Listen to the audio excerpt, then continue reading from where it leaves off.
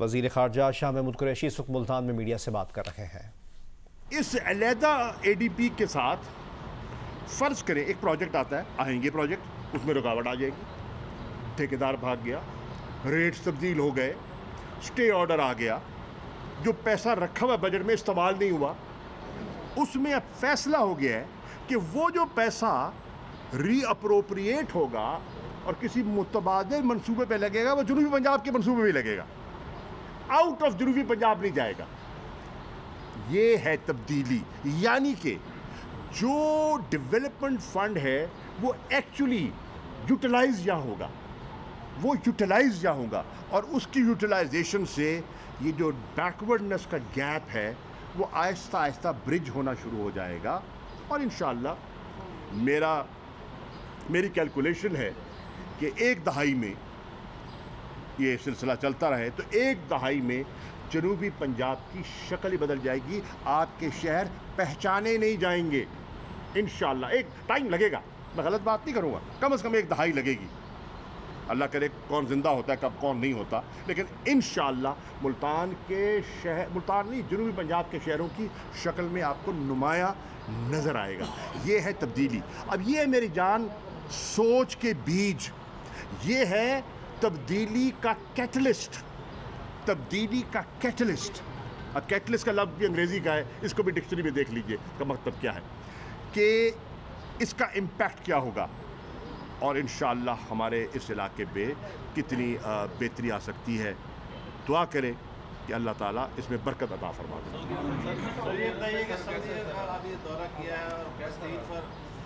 آپ بتائیں، شروع کریں، کر دیں؟ اوکے، بسم اللہ الرحمن الرحیم۔ میرے بھائی، آپ کے علم میں ہے کہ 3 روزہ دورہ تھا وزیر اعظم کا، اور کراؤن پرنس محمد بن سلمان کی دعوت پر یہ دورہ تھا، اس پر ہم گئے، اور آپ اس دورے کو اس تناظر میں رکھیے کہ میڈیا میں اور بڑے کچھ کالم بھی لکھے گئے تھے کہ اوہ جی سعودی عرب کے ساتھ تو دوریاں ہو گئیں، کھچائی ہو گئی، تعلقات میں یہ ہو گیا وہ ہو گیا، اور بہت سی باتیں کی گئیں، مجھ پر بھی جملے کسے گئے۔ بہرحال یہ سیاست ہے اور اس کے ہم عادی ہیں۔ بہرنو اللہ نے ان سب چیزوں کو ایک طرف رکھ دیا، بڑی سوچی سمجھی اسکیم کے تحت کچھ ڈٹریکٹرز ہیں جو ایک ویج کریٹ کرنا چاہ رہے تھے پاکستان اور سعودی عرب کے تاریخی تعلقات میں، ان کے عزائم خاک میں مل گئے، ان کے ارادوں پر اوس پڑ گئی، اور ایک مستقبل کی سمت طے ہو گئی۔ اب وہ سمت کیا ہے یہ سمجھنے کی ضرورت ہے۔ اس سمت میں پہلے کیا ہوتا تھا، سعودی عرب کے ساتھ ہمارے اچھے تعلقات تھے، سیاسی لیول پر، اسٹریٹجک لیول پر اچھے تعلقات تھے، لیکن ایک ایڈ ہاک ارینجمنٹ تھا، یعنی کہ اس وقت کے فرما روا، اس وقت کے وزیر اعظم کے اندر آپس میں ایک ربط ہے تو چیز آگے چل پڑی، نہیں ہے تو اس میں وہ رفتار نہ رہی۔ لیکن اب جو ہم نے معاہدہ کیا ہے اس میں ہم نے ایک انسٹیٹیوشنل ارینجمنٹ، ایک میکنزم طے کر لیا ہے، جو کہ وزیر اعظم عمران خان نے اور کراؤن پرنس محمد بن سلمان نے خود اس پر دستخط کیے ہیں۔ اس کو ہم کہتے ہیں سعودی پاکستان اسٹریٹجک کوآرڈینیشن کاؤنسل۔ یہ سپریم کاؤنسل، اس میں اب ایک انسٹیٹیوشنلائز انگیجمنٹ ہوگی، ریگولر ہوگی، اور اس کے 3 پلرز طے ہو گئے۔ ایک پلر ہے اس کا سیکیورٹی اینڈ پولیٹیکل پلر، اس کی سربراہی اور اس ٹیم کو لیڈ کرے گا پاکستان کا وزیر خارجہ، جو بھی ہوگا، میں نہیں ہوں گا، کوئی اور ہوگا، وہ کرے گا۔ دوسرا پلر ہے اس کا اکنامک آؤٹ ریچ، اس کو لیڈ کرے گا پاکستان کا وزیر خزانہ، جو بھی ہوگا، جس میں انویسٹمنٹس آ جائیں گی, بائیلیٹرل ٹریڈ آ جائے گی اور چیزیں آ جائیں گی. تیسرا پلر اس کا ہوگا کلچرل اینڈ کمیونیکیشن انفارمیشن کا ایک کوآپریشن, اور اس کی سربراہی کرے گا جو بھی ہمارا minister for information and culture ہوگا. یہ 3 پلر طے ہو گئے اور اس کے تحت یہ اب معاملات آگے چلیں گے. جو ہم نے گفتگو کی اس کے گفتگو کے 3 پہلو تھے, کیونکہ آپ نے بڑی توجہ سے سن رہے ہیں تو میں اسی طرح آپ کو بتانا چاہ رہا ہوں. جب ہم گئے, ایک میٹنگ ہوئی جس کو ہم کہتے ہیں ڈیلیگیشن لیول ٹاکس, جس میں وزیر اعظم تھے, کراؤن پرنس تھے اور ان کے اہم وزراء تھے سعودی عرب کے, اور ہماری طرف سے ہمارے جو وزراء تھے جو وزیر اعظم کے ہمراہ تھے اور آرمی چیف تھے وہ اس میں موجود تھے. اس نشست کے بعد ایک اور نشست ہوئی جو تھی 1-on-1, جس میں وزیر اعظم تھے اور محمد بن سلمان تھے. اس کے بعد ایک جس کو کہتے ہیں نا اسمال گروپ میٹنگ ہوئی, جس میں ہماری میٹنگ بھی تھی اور ڈنر بھی تھا. اس میں ہم 3 لوگ تھے ہماری طرف سے اور 3 لوگ تھے سعودی عرب کی طرف سے.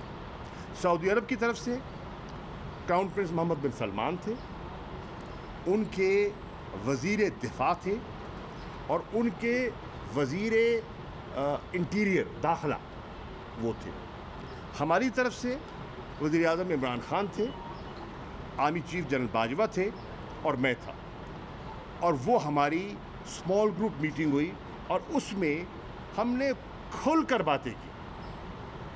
اللہ کے فضل و کرم سے کوئی جو ہمارے بائیلیٹرل ایشوز, ہمارے انٹرنیشنل ایشوز, ہمارے ریجنل ایشوز, اس پر بڑے اچھے دوستانہ ماحول میں ہم نے ایک دوسرے کے نقطہ نظر کو سنا اور اپنا نقطہ نظر پیش کیا.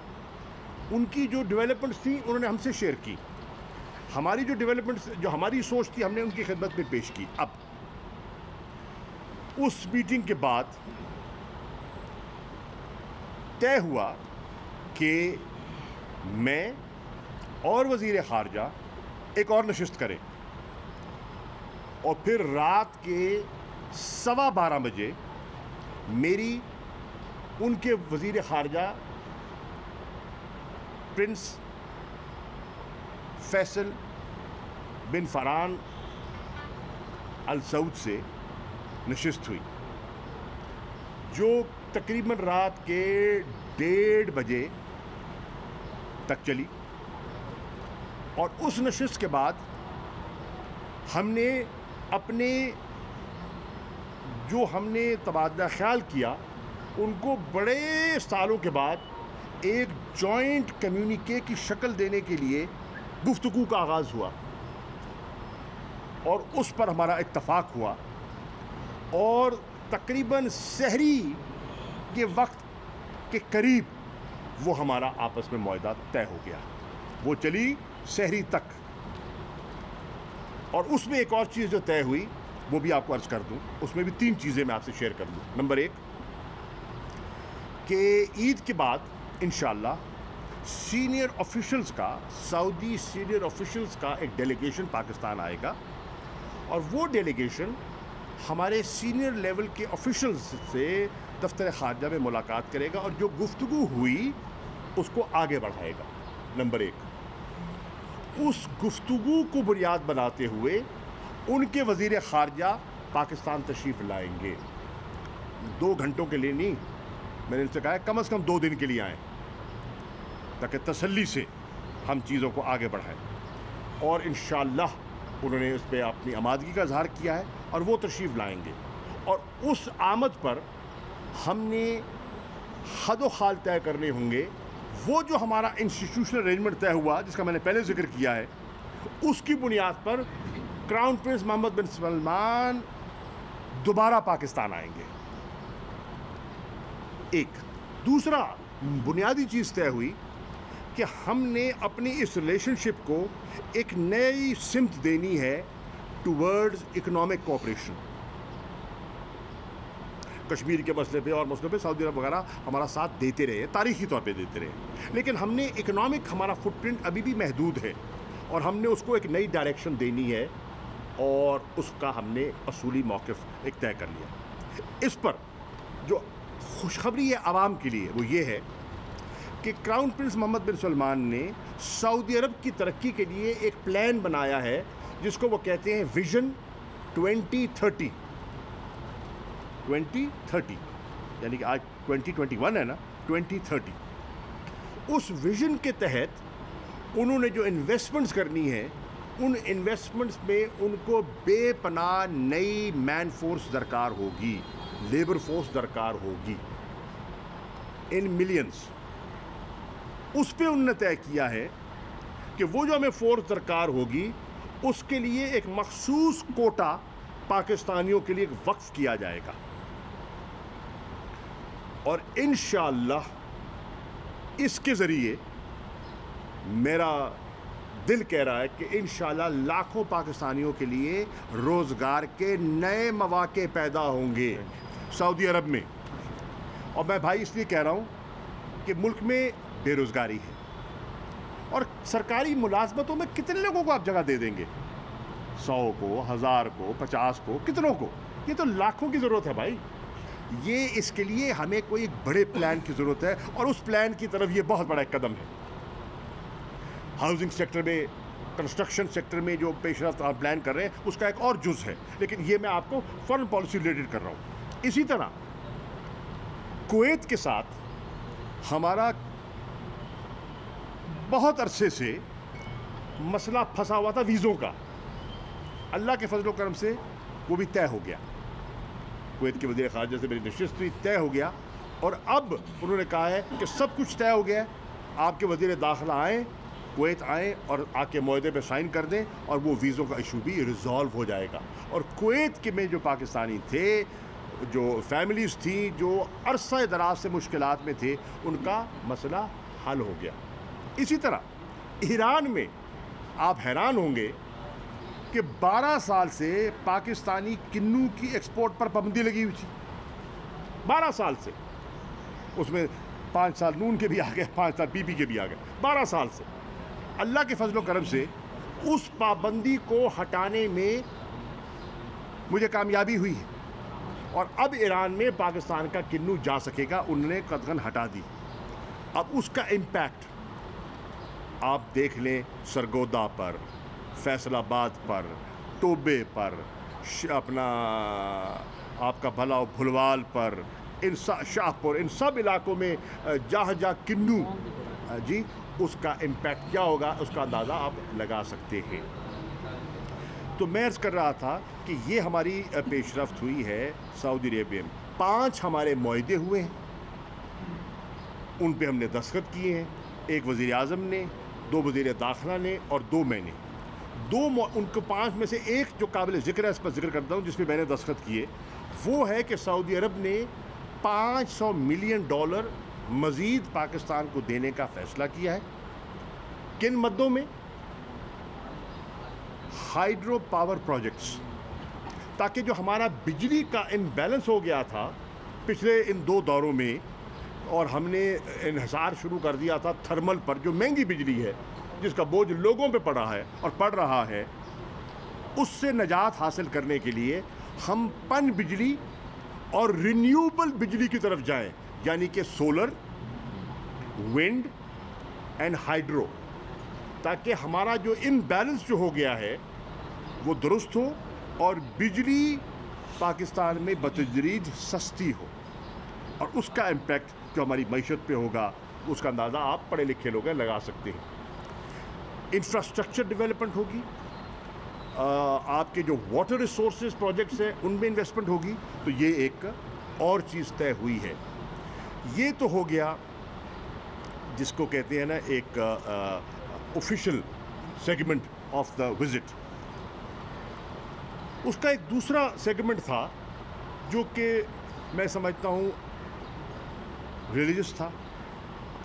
اور اس میں ہم جتنا شکریہ ادا کریں ان کا کم ہے کہ ماہ رمضان کے مہینے میں 27ویں کی شب روضہ رسول پر حاضری اور آپ کے حجرہ شریف میں داخلے کی اجازت، یہ ہم جیسے گناہ گاروں کو نصیب ہو گئی، جس کا میں جتنا شکر کروں اس قابل نہیں ہے جو حضور کی نظر ہو گئی، اور ان کی اجازت بغیر کوئی داخل قدم نہیں رکھ سکتا۔ آپ کوئی ہو جائیں، بڑے سے بڑے کیوں نہ ہو جائیں، کروڑوں مسلمانوں گزرے ہیں، کروڑوں شہنشاہ گزرے ہیں، کروڑوں پریزیڈنٹس اور وزیر اعظم ہو گزرے ہیں، لاکھوں ہو گئے گے، لیکن داخلے کی اجازت جب تک حضور کی منشا نہ ہو کوئی نہیں دے سکتا۔ وہ ان کی قبولیت تھی کہ ہم گناہ گاروں پر ان کی نظر پڑ گئی اور وہاں حاضری مل گئی ایک، اور وہاں الحمدللہ پاکستان کے لیے دعاؤں کا موقع ملا۔ پاکستان کو مشکلات سے نکالنے کے لیے اللہ کے حبیب سے درخواست کی گئی، اللہ قبول کروائے، وہ قبول فرمائے۔ اس کے ساتھ اگلے روز 27ویں روزے پر خانہ کعبہ کے دروازے کھلے اور خانہ کعبہ میں اندر داخلے کی اجازت ملی۔ آپ ذرا ریسرچ کر لیں کہ کتنی مرتبہ پہلے 27 رمضان کو خانہ کعبہ کا دروازہ کھلا ہے، ذرا چیک کر لیں، آپ کو پتہ چل جائے گا۔ وہاں بھی اللہ تعالیٰ نے نوافل کا موقع عطا فرمایا اور ہم ان کے شکر گزار ہیں۔ اللہ کی رحمت، سعودی حکام اور میں ذاتی طور پر عمران خان کا بھی شکریہ ادا کرنا چاہتا ہوں کہ ان کے وفد میں نہ ہوتے تو موقع نہ ملتا۔ اس موجودگی سے ہم جیسے گناہ گاروں کو بھی موقع مل گیا اور وہ حاضری ہو گئی۔ وہاں بھی اللہ کے فضل و کرم سے ملک و ملت کے لیے جو کر سکتے تھے دعا وہ کرنے کی کوشش کی۔ اگلی چیز،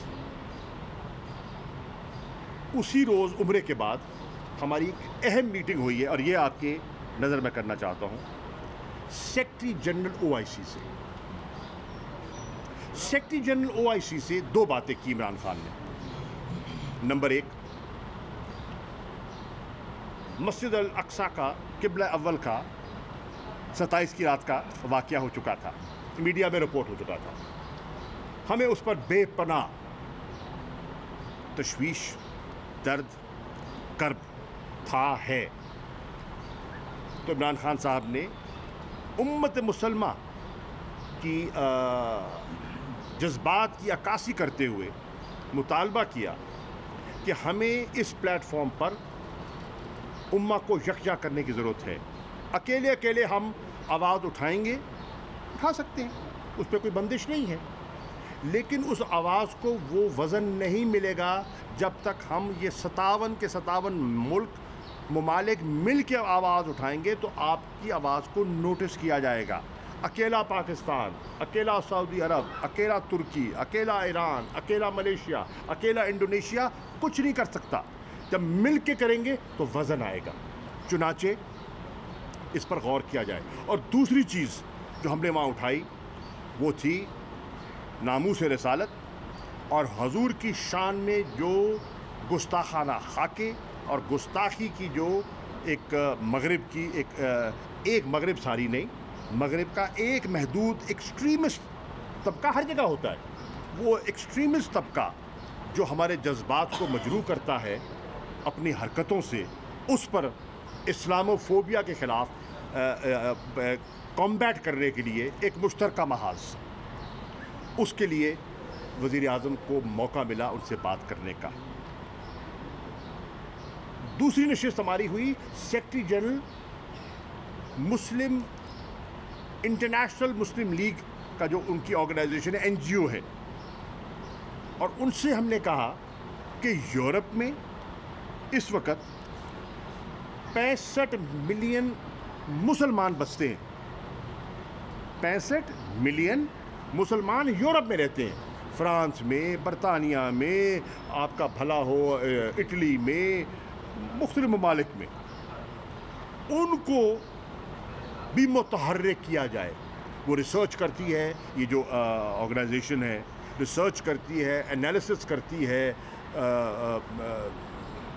گائیڈنس دیتی ہے, انٹلیکچوئلز ہیں, دانشور ہیں, علماء ہیں اس میں, تو وہ ان کی رہنمائی کرے تاکہ ان ممالک کے اندر جو لوگ رہ رہے ہیں, مثلا ہم پاکستان میں بات کرتے ہیں, لیکن جو اٹلی کے اندر بیٹھا ہے مسلمان, جو فرانس کے اندر بیٹھا ہے مسلمان اور ان کی شہریت بھی ہے, جب وہ بھی ہمارے ساتھ ہم کلام ہو جائیں گے تو ہماری بات وزن بڑھ جائے گا.